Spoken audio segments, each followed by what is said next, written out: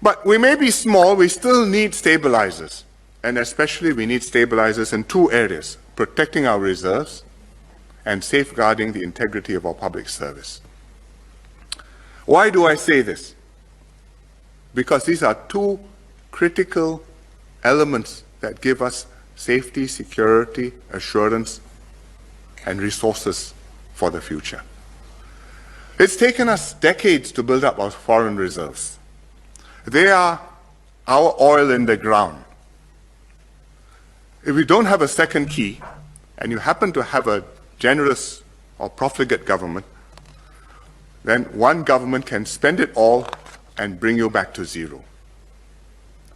Elections will become auctions, where the parties compete to be more generous than the other, offering what it can do to voters by raiding the bank, as happens in countries much richer than us. You look at Australia, when 10 years ago, under basically a conservative government, they built up a significant amount of reserves or surpluses. They set up pension fund for the future, and they said this is our sovereign wealth fund, and this is to make sure that in future you'll be provided for state pensions and so on. But then came elections, and both parties, whether in government or out of government, because of the dynamic of the situation, they had no choice. One side offers something, the other side offers more, and back and forth. It's an auction.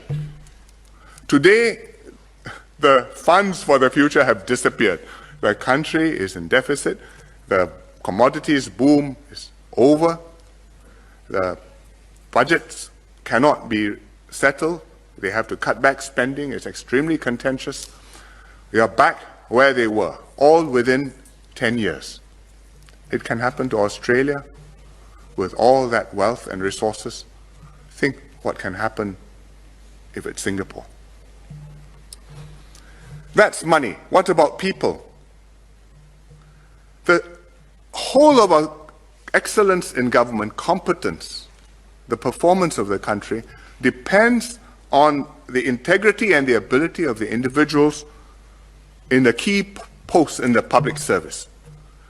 Judges, central bankers, the accountant general, the commissioner of police, the people who head our stat boards, who sit on our stat board, key stat boards, the people who manage our reserves.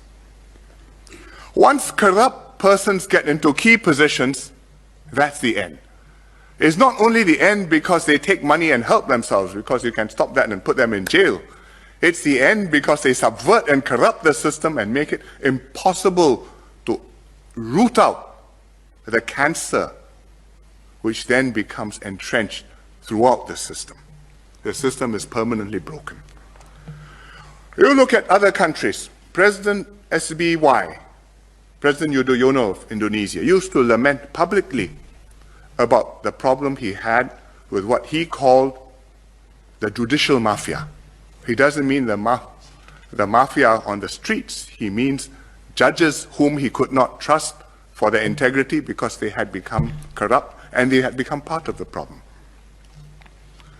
You look at other countries where the police are in cahoots with the crooks. And if you have a problem, you're not sure whether you should go to the police station or run away from the police station. Or you look at countries where those responsible for safeguarding state assets instead raid the bank. As the Malay proverb goes, pagar makan padi. You are the hedge, but you are eating the rice, which you are supposed to protect. To prevent this, or at least to make this harder, this system needs a second key. And the challenge is for us how to ensure this second key strengthens and stabilizes our system of government. ප්‍රවෘත්ති සහ තොරතුරු නිරතුරුව ඔබ වෙත ගෙනෙන vision D YouTube නාලිකාව subscribe කර අප සමග රැඳී සිටින්න.